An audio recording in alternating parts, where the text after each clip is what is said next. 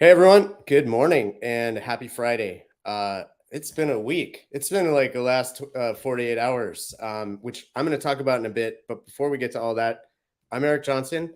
I am host of Logtech Live almost every episode. Next episode, I'm actually going to be gone, so I can't say every single episode. But I delighted to be here. I'm even more delighted for everyone who's tuned in today. Thank you so much for supporting the show. As I always say, I only do this for you guys. So thank you for our longtime attendees. And if this is your first episode, wow, what a week to join. There's a lot to talk about. So I won't talk too much at the outset about stuff that's not associated with news in our industry because there has been a lot just in the last couple of days. Before I get to some of the news of the week, though, just wanted to mention in exactly 1 week from tomorrow, I think, I forget which day it is. Yeah, 1 week from tomorrow, I leave for Abu Dhabi, where I'm going to the IAPH Ports Conference, a World Ports Conference. I'm leading 4 different sessions there around technology related to ports. There's still time. I know it's late in the game, but there's still time to join us. Something like 500 ports from around the world will be on site. Executives will be on site to discuss all sorts of stuff, strategy, resilience, decarbonization, and obviously technology and innovation, data collaboration. Those are the topics I'm going to be talking about, as well as cybersecurity. That's another issue that virtually every port is facing. So if you've already registered, really look forward to seeing you. Please seek me out. I will definitely have time to chat. If you haven't registered, what are you waiting for? You only got a week left. Like, there's not that many flights to Abu Dhabi. So please get buy your ticket, get online, get registered. All right, next up, TPM is, as we've said, is around the corner. Well, it's like 5 months away, but it's feels like it's around the corner to us in terms of putting it together. One thing to be mindful of, there's a discount that's still available if you register before November 12th. So I would definitely encourage you to register before then. We're slowly building out the program. I'm adding more and more speakers to the technology side of it as we speak. There's something like 12 to 15 sessions across the TPM program related to tech. So I've talked about, we're integrating the tech part of it into TPM because it no longer deserves to be a separate thing, right? Tech is part of global logistics. The reason for this show, and obviously what we're going to talk with our guest about today in a sec. One last thing, and I haven't talked about this in a while. Please support the Blended Pledge. This is Sarah and Let's Talk Supply Chains initiative to drive diversity at our conferences that we all go to, a million of each year. A lot of times people from diverse backgrounds or ethnicities or genders get invited to speak, but don't have the travel budget to make it happen, especially this year where demand is down and travel budgets are being cut. Conferences are still going on. I invite people, and people sometimes say, oh, I'm not going to be able to make it because I don't have the budget. Blended Pledge helps support people and cover their travel expenses when they're invited and they're expert speakers, but they're not able to cover the travel. So really great initiative. Please donate to it. Please get your companies to throw something at this, be part of this, own this this initiative because it's really a worthwhile thing. All right, news of the week. I should really call it like news of the last 48 hours because an insane amount happened just in the last day. So I had every single story I'm going to share with you in the next couple of minutes is something I wrote literally in the last 18 hours. So the first story, I think all that everybody is wanting to talk to me about these days, convoy. Unless you were under a rock or unless you just don't care about domestic transportation in the U.S., you will have heard by now that convoy, the one of the first, if not the first, digital freight broker said yesterday formally that they are shutting the brokerage business down and trying to find a buyer for the technology. Virtually everyone has been laid off. Loads have stopped being accepting. They have stopped accepting loads. They're finalizing the ones that were in transit and settling payments on that. But otherwise, Convoy is finished as a brokerage. Obviously, a huge story. I'm going to get into this a little bit with our guest today who has experience on kind of both the brokerage and the technology side, as well as the impact that VC can make on businesses. Huge story, lots of stuff still unresolved, including most importantly, I think, who ends up with the technology and at what price. For me, the biggest thing is going to be that tech is going to end up in someone's hands. And there's been lots of speculation about who that is, whether it's a traditional freight broker. There's been talks about, somebody like a Maersk that has end-to-end, supply chain aspirations, buying it, even some fairly high-profile retailers that have sort of domestic transportation, huge networks, and is there an opportunity for them to buy this? Who knows? I think that's kind of the most unresolved thing.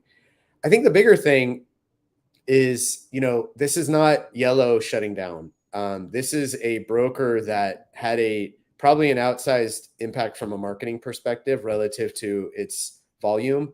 I think Armstrong and Associates had it as about the 20th largest broker at the end of 22. It's a very fragmented market. No one owns a dominant share, even the top 5, even the top 2. So the loss of one broker, while hugely impactful to obviously the investors and most importantly the employees, it's not like a death knell for shippers who are probably just going to pivot to another broker to fill their loads, especially in this market where capacity is loose and rates are really low. So we'll get into more of this in a sec, but there's more news to cover.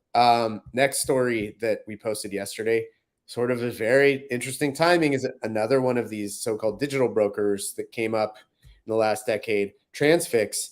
There was speculation that this was going to pull them in. Convoy's demise was going to pull other digital brokers into that vortex.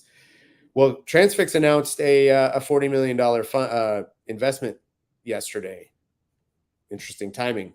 I spoke to their CEO and chairman in this story. Definitely encourage you to read it. Obviously, the question is, how much of that is equity? How much is debt? How much is to sort of keep the business rolling? Is it sort of like a bridge type of investment to get through some difficult times in the freight market? Unclear at this point, but I think a fairly positive sign and definitely sort of a 180 in terms of what people might have expected around Transfix. Of course, a year ago, almost to the day, they had a IPO. I'm sorry, they had an IPO kind of fall through. That was based on them being acquired by what's called a special purpose acquisition company that bought them to take them public.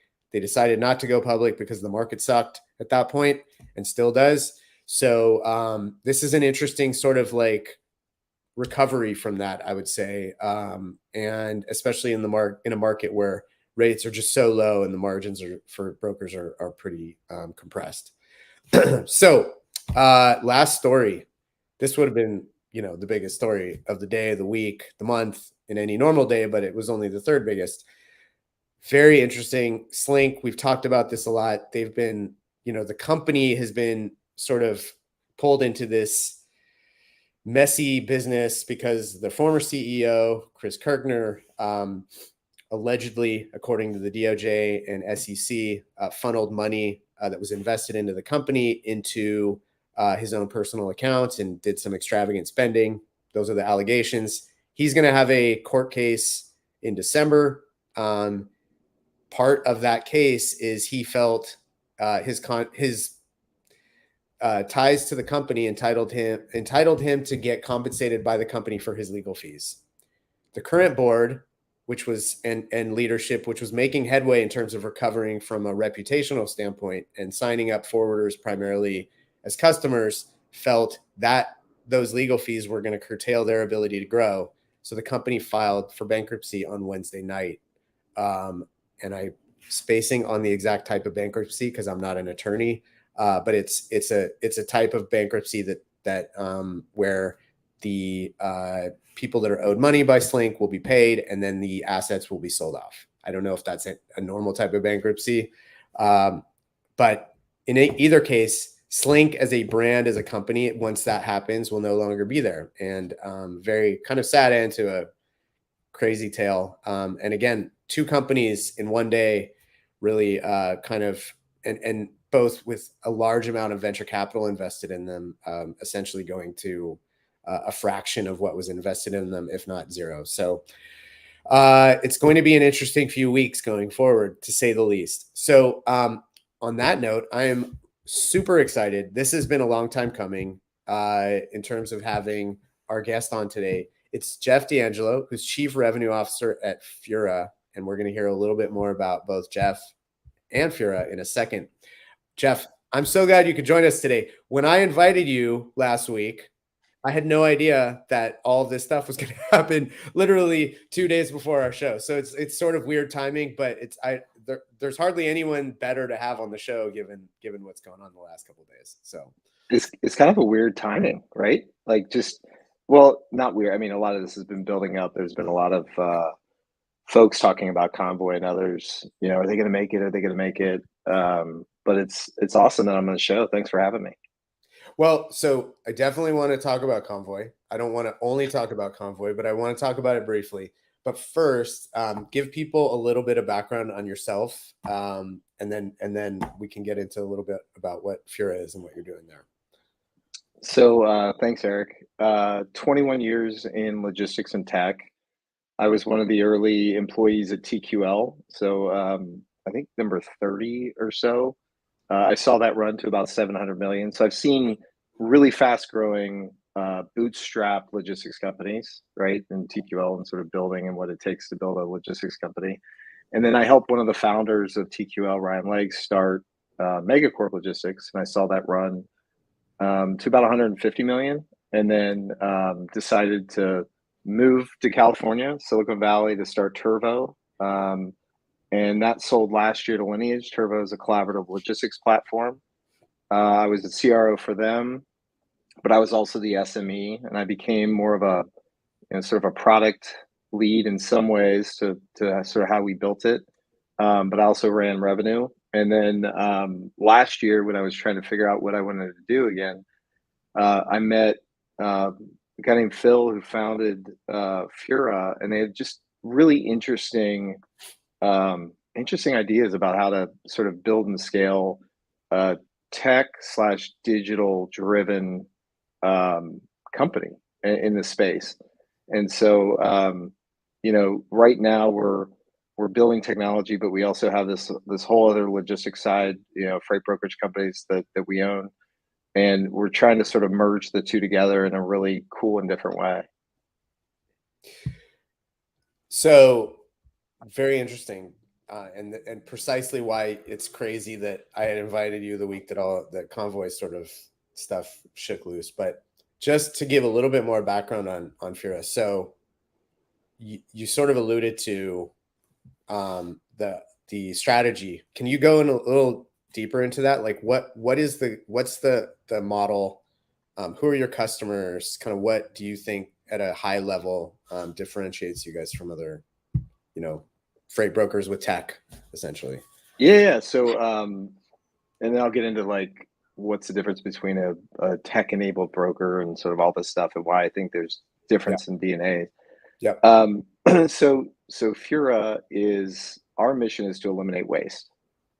And so like it's not just about waste in our company, it's waste in the ecosystem. The ecosystem is carriers, customers, partners, customers, right? Like just all the people in those ecosystems that touch a shipment.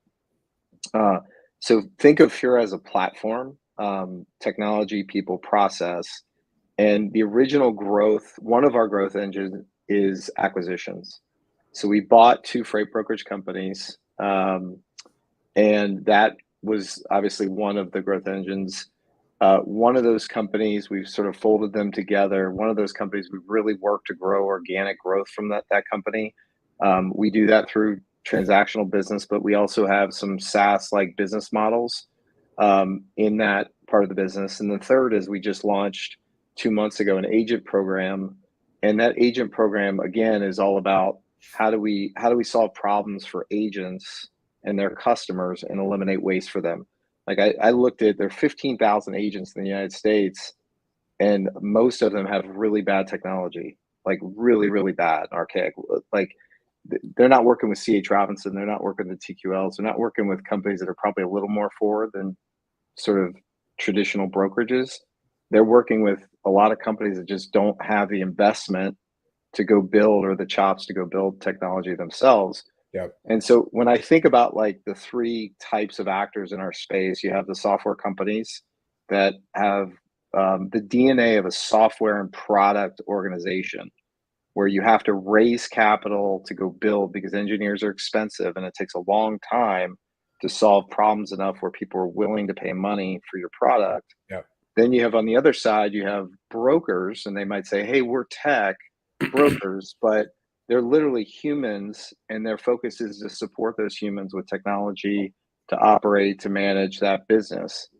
And then in the middle, you have all these companies that are like, hey, we're sort of tech enabled, but they have sort of a merging of those two DNAs.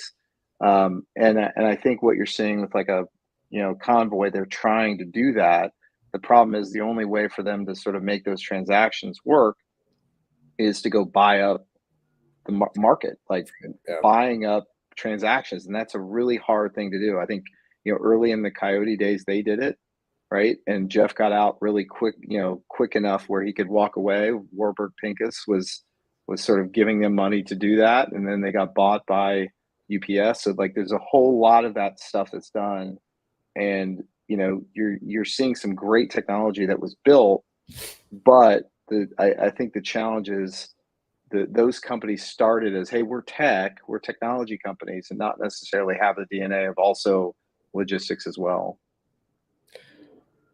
Okay, lots to delve into already on that. So I wanted to highlight something that I had heard over the last couple of days and get your thoughts on this.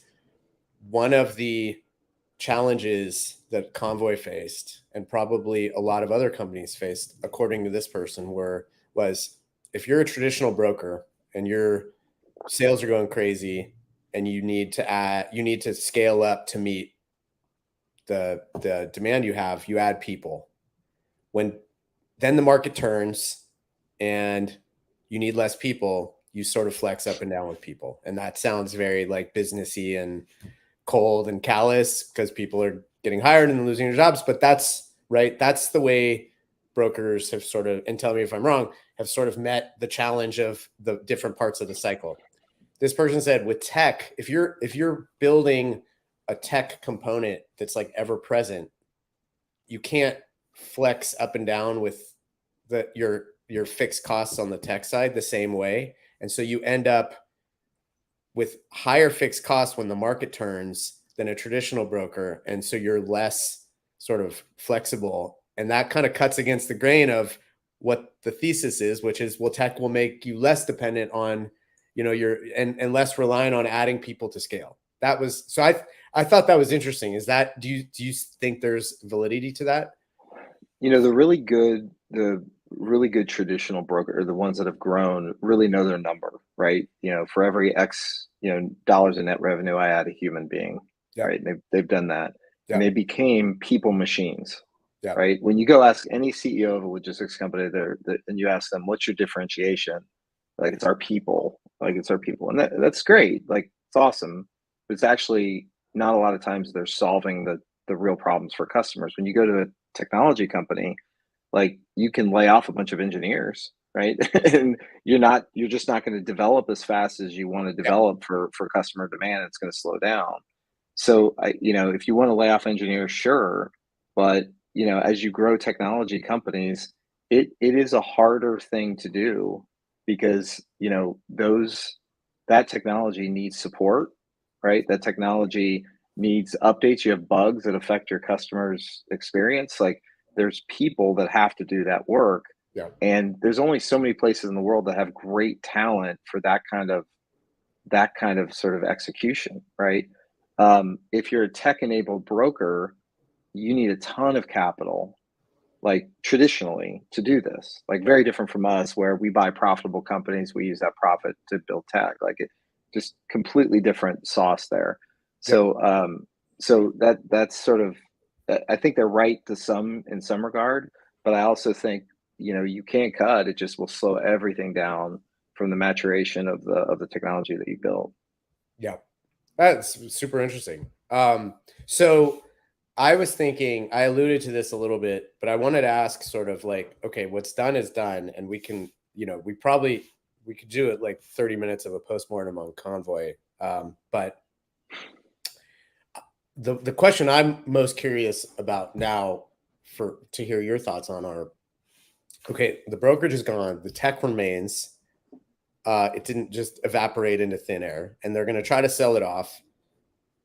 I mean, to me, it makes most sense in the hands of a broker that knows what they're doing with that tech and maybe struggles to get it potentially, but that's hard, right? To integrate someone else's tech into your established system.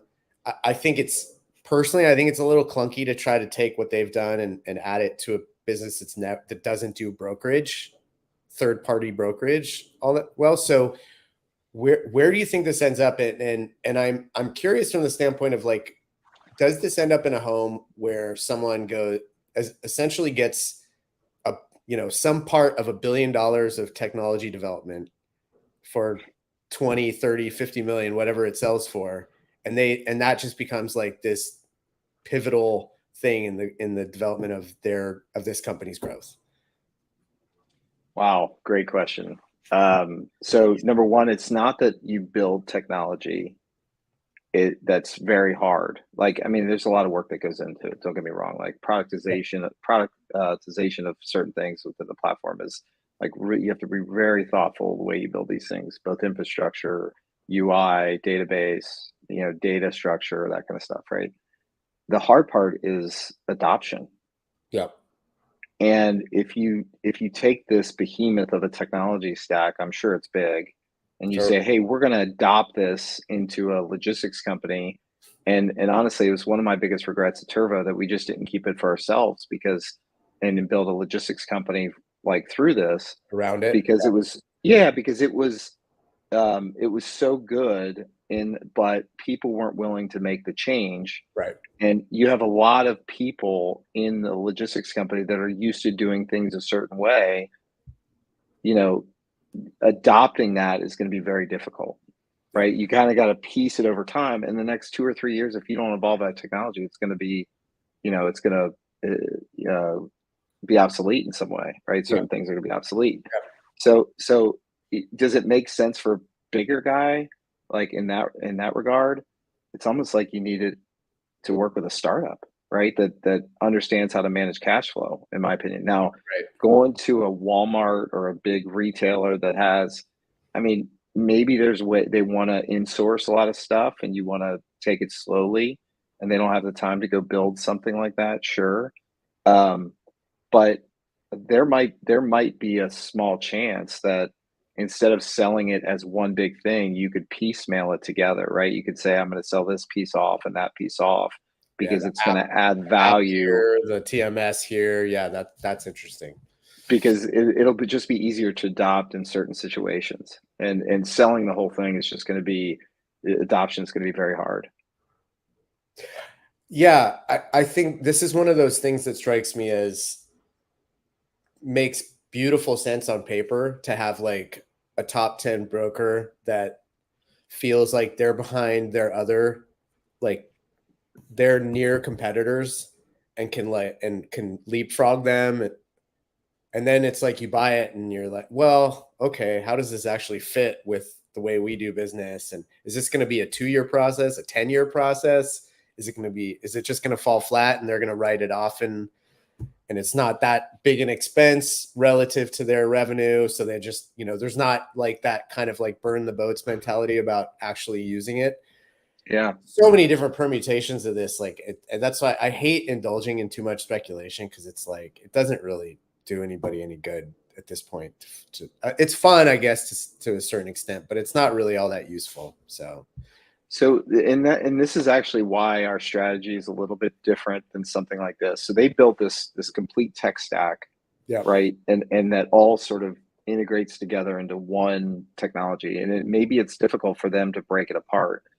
We've taken a completely different strategy, which is we're building pieces that can be connected, right? But they can also be sold as SaaS products. Mm-hmm. right? Or used elsewhere without like having to connect the other thing, right? Yeah. And I think modularizing or having components that fit around the stacks that we have, because we have some off the shelf stacks that we use for sure, but modularizing what we build is a great way to defend ourselves in sort of times like this. Yeah. So I did want to ask, this was actually going to be like what I asked you before, Convoy before Convoy happened, was you were obviously a huge part, massive part of founding and bringing Turbo to where it was, to the point where it got bought by Lineage. And that was in 2020, 21. So it sold last year. Oh, it was last year, man. My Yeah, memory it is sold last summer. Yeah. yeah. It feels like it's forever ago, but it sold last summer. I have to They go were through one of our biggest our customers, though. archives to remember when all these things happens. Otherwise, my brain is not, can't compute them anymore. But no, but I was going to ask you sort of like, what do you think? What did you take away? And we should actually, in the post, we'll post in the recording, we'll add a link to your awesome LinkedIn post about all the lessons you learned. We're not going to have time to get to it today, as you mentioned in a separate post, but maybe give me like 2-3 things that like really worked, really didn't work, and what you've sort of taken with you to Fura. Wow, there was a lot in that post. So There's a you lot. guys have a chance to read in it. There's a lot of lessons learned. Um, I think one of the things is when you do a startup like that, technology, like you really have to spend a lot of time with originally before you start it with the people that you started with, right? Like, and make sure that you're complementary and make sure you can work together. And that's a difficult thing when you're working 20 plus hours a day and 6, 7 days a week, and you're having to sort of navigate. I think another thing is when you think of venture capital, and this plays to sort of like what Convoy is doing, what Transfix is doing, is making sure that you have the right investors, and that add value. There's a lot of investors that'll stroke a check, but are they really going to add value, and do you really trust them as partners? And I'm hearing from a lot of investors now that in this space, they, because it's so fragmented, because it's so hard to get certain adoption, because it's so people driven, a lot of them are just like, you know what, I'm not going to mess with logistics anymore. Yeah. Like they just shied away and they get into Yep. robotics, or they get into AI somewhere else, or consumer, like. And Yep. there was this big push, like I remember doing a presentation, there was this massive push, hundreds of millions or billions of dollars going into disrupting brokerages or logistics companies are adding. And now they're just like, you know what, the margins aren't there, like it's a no-win situation for us. And they investors are in the business of making money. And I think having the right investor, to me, was really important. Number two is learning from your customers. Like a lot of people go in this, even on the brokerage side, they go in and they get the transaction, just like tech companies. But there's an opportunity for you to actually learn what the challenges are, so you can make your business, your technology better, can make your business model better. You can improve those things, because your first few are the ones that are going to sort of drive your business model ongoing, and you really have to spend time to understand the challenges. Um, I was a broker for a long time. I managed broker teams. Like I became an expert at brokerage, but I actually didn't know how to sell until I got into software. Mm-hmm. I really never got to ask the questions that um, I got to ask as a technology provider, and like, or talk to the suite C-level sort of suite that you have to talk to actually get things done at a sort of big level. Yeah. And so some of those, and there's a lot more of learnings in that document, but um, for me, everything, everywhere I go, is a chance to learn. Every company is a chance to learn, to go make sure I don't replicate the the pitfalls, the next company, and to copy the things that worked, right? Mm-hmm. Just to give us a better chance to succeed later on. Yep. That's a short, like Cliff Notes version of what you can learn from that post. So definitely encourage it. It's up in the comments. So definitely take a read of that after the show's done, and definitely connect with Jeff if you want to hear more directly from him. You alluded to, in terms of Turvo, you sort of wished that you had built a 3PL wrapped around that technology. So I assume, am I wrong in assuming sort of what led you back to the 3PL space was this idea that like you can accomplish more when you're actually executing on the technology as opposed to just sort of independently selling it? Is that a decent way to think about? So yeah, I mean, like I said, it was my biggest regret because the more CEOs and leadership that I would meet at certain companies, the more, I saw how little they were focused on the customer or the carrier experience and Mm, why that's so important and what are the problems that they have and how do you actually solve them. All of them were focused on how do I get a transaction? How do I maximize the margin on the transaction? Like all that stuff, but it actually wasn't helping those companies. mm, And we had a great technology that was designed to create automation, to collaborate with your partners, to provide transparency and visibility, and no one was doing it. And I was like, you know what? Like, let's just go do this. Like, let's do what we say we're going to do. And again, I talked to a bunch of people, bunch of companies to join. I had a lot of different sort of offers to join, and I was like, you know what? I really liked Phil a lot. I think he was really smart.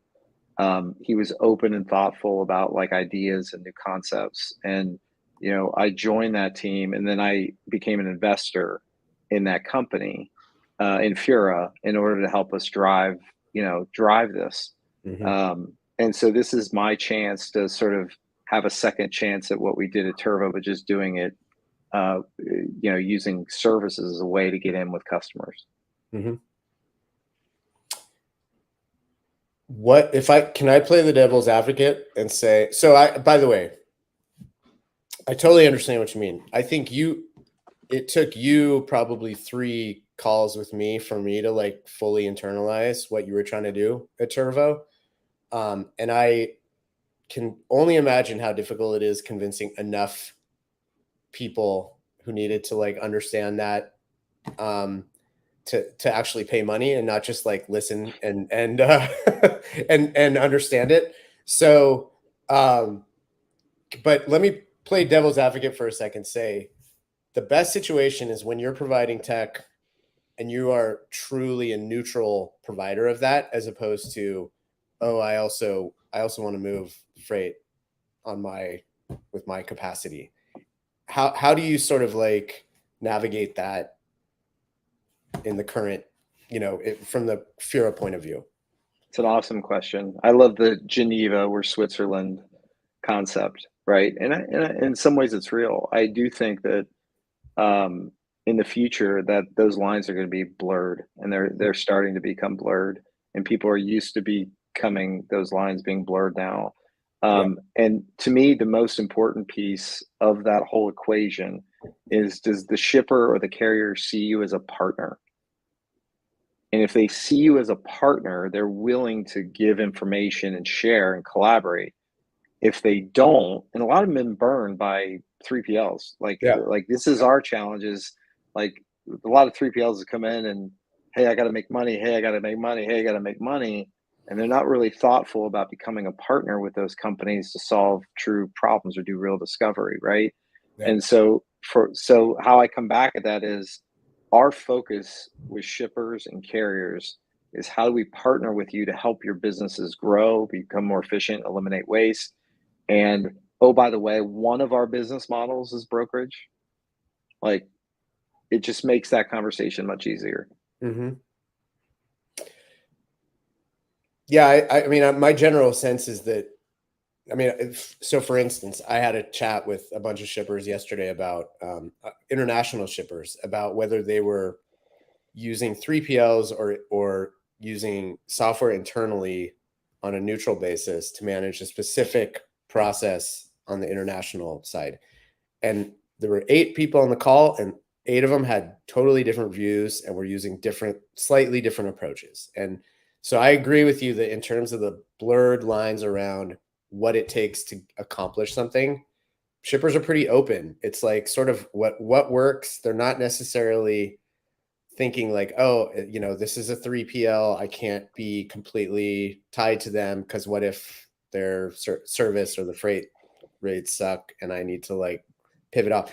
Some of them are understanding that's how it works and they're okay with that as long as the service on the tech side of it is working really well for them and they can kind of. Yeah. So yeah, I guess I'm just saying like there's different flavors of shippers and there's different flavors of service providers catering to them. And so, I mean, this is actually a question I wanted to ask you is like, how do you, I mean, Convoy to a certain extent was a victim of how fragmented the market was when they entered and how much more fragmented it became after they entered because all the technology providers catering to the existing 3PLs sort of followed in their vapor trail and we're like, hey, we'll help you compete with these guys, right? So how do you sort of view like competing in a market where theoretically it's fairly easy to switch to, you know, from provider to provider? How do you get them to that point where they actually think of you as the partner that they don't want to switch away from? It's all about adding value, right? Like you've got to figure out a way to add value very, very quickly. Yeah. And I'll give you an example. We have, and this is an example where we would compete against a technology company. And again, like, and we're different because we have a bunch of technology, like consumer-like technology people, and our revenue generation is funding that team to grow. It's not our business is all logistics and oh, by the way, we add these engineers to do some API and EDI integrations with customers. Just completely different type of business. Yeah. And so I had a customer the other day who has been trained by his team, by his other brokers that he works with to have canned answers for everything, right? Like when you ask questions, you get canned answers. And he's like, you know, we'll get you more business, blah, blah. I'm like, I don't even care. I don't even care about that. Like, if you were to solve one problem today with your business, what would it be? Like, what would it be? And he said, you know, we have these end consumers that store their stuff in our boxes and they have no idea where their stuff is. And they're like, the problem is we mix boxes of different people and the current visibility providers can't solve that down to the order or the human level. And I'm like, great, I can solve it. We've already done it, right? You have a problem statement. Like, so now, and those technology companies aren't going to change their whole business model to customize for this one company's problem, right? Whereas I can do those things much more swiftly than a software vendor can, because they're trying to build a productized approach, right, to solving the masses problem, right? And actually, whatever I build, I can reuse for any other customer that has the same sort of issue. Yeah, you're getting a testimonial as you're talking right there. So from Steven. Oh, cool. Hey, Steven. All right. I maybe one more question before. Actually, I have the final question that I ask every guest, but one more like industry question. How do you think about finding who the right customers are for Fura, right? Like, because this can be as transactional a business as you want it to be, but like the worst thing to me would be a base that's just churning all the time because something is not aligned, right? How do you go about finding the right customers instead of the right customers finding you? It's a great question. And a lot of customers just have a lot of noise right now, right? A lot of brokers just beating down their door and they just turn their phones off or they don't answer or whatever. And that's hard. I think one of the challenges that we have, and just transparently, is when we buy a company, we inherit their customer base. And so the two companies we bought, we inherited a customer base that, frankly, again, brokers working very transactional way, we have to sort of add value there. And so we started with that world. Same in the same way with our agent business. Like we started with their customers and how we impact that.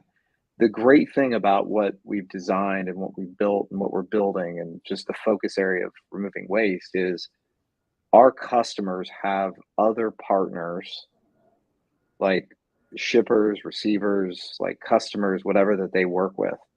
And as soon as you make that problem connected to their ecosystem, it makes it way easier for us to go get into their partner's business as well. Mm-hmm.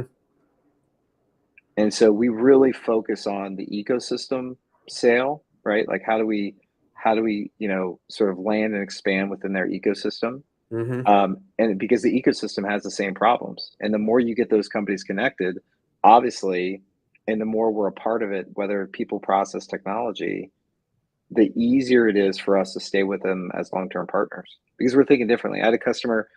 We've been working on this idea where they want to have, when they deliver shipments into a certain location, they want to have partnerships with other shippers. And this is the old continuous movement problem. Yep. But now shippers are starting to like say, okay, great, raise my hand. And now we can put it all on one platform where we have multiple shippers collaborating together, and we're the one assigning the carrier, giving them the tech, or providing visibility. And they're Yep. not looking at their network in sort of a one-off space. They're looking at it as a collaboration between multiple companies. And for us, we're looking for early adopters that want to do that kind of stuff. So it's sort of like inside sales to an external, like connected ecosystem. Very interesting. Cool. Well, that's a good thought to end on from industry perspective. One last question. Who's your favorite band or musician? You have to tell me why. I know this is the hardest question, obviously, for everybody. Like one, I only get to pick one. So that's the problem. I can't pick one. Like the most concerts I've ever been to were probably Dave Matthews. Okay. The Dave Matthews Band. But I like their old stuff. I don't like, all the new stuff. But I have, if you look at all the music and all my Pandora and Spotify. I thought you were going to say my CD collection for a second, but well, it's behind me in that closet. It's like all these. Yeah. It's everything. Like I used to play sports in high school, and I would listen to like Tupac, right? Yeah. I loved hip hop in that era. Yeah. I listen to country. My brother lives in Nashville, Tennessee, so when I go down there, I love. The only thing I won't do is heavy metal. I love Led Zeppelin. Like I think Zeppelin, Creedence, Clearwater Revival, one of my favorites. Like, just again, look at the spectrum. It's like everything. So I can't say just one. So it just depends on my mood. I think I'm kind of a moody guy.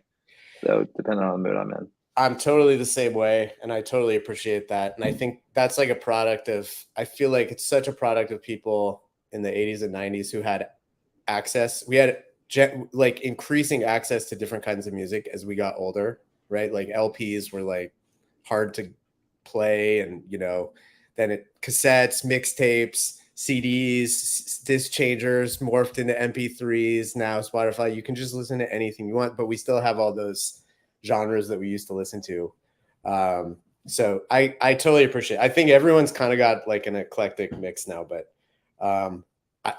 I feel like when I ask this question now, I need to like see what people's like most played on Spotify is, or Pandora, and that will give the true answer as opposed to, but I appreciate that changes depending on what mood you're in. So Jeff, what's the best way for people to get in touch with you?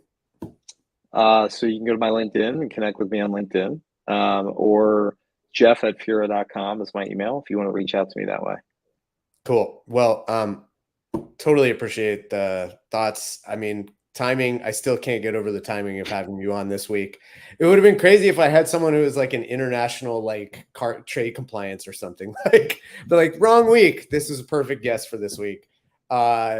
Really glad you could join us, and thanks for your awesome insights, and have a great weekend. All right, Eric, it was awesome being on. Thanks for having me. Always good to talk to you and see you. Awesome. Great. All right. That was really cool. That went like insanely fast, even faster than normal. All right. Dad joke of the week time. I don't know if you can tell, but I've had a cold for like a week. My son, I think I gave it to my son. So this is a cold related dad joke of the week. What do you call it when a lozenge falls to the ground? It should be easy if you think about it. A cough drop. Hopefully everyone got that joke. It was really bad, but we literally came up with it as we were walking out the door to go to school this morning. So thank you everyone who tuned in. Thank you to Jeff. Awesome conversation. Thank you to Nicole, world's greatest producer. Thank you to Sarah and the Let's Talk Supply Chain team for making this so fun and so easy for me to do every 2 weeks. I am going to be out on our next episode, November 3rd. I will literally be in an airplane headed back from Abu Dhabi. But we have an awesome episode lined up with my good friend Angela Chakowski will be the host, and we have a really interesting discussion around green technology. So please tune in. Don't miss that episode, and I will be back 2 weeks later, November 17th, to see you then. Thank you, everyone, and have a great weekend. Bye-bye.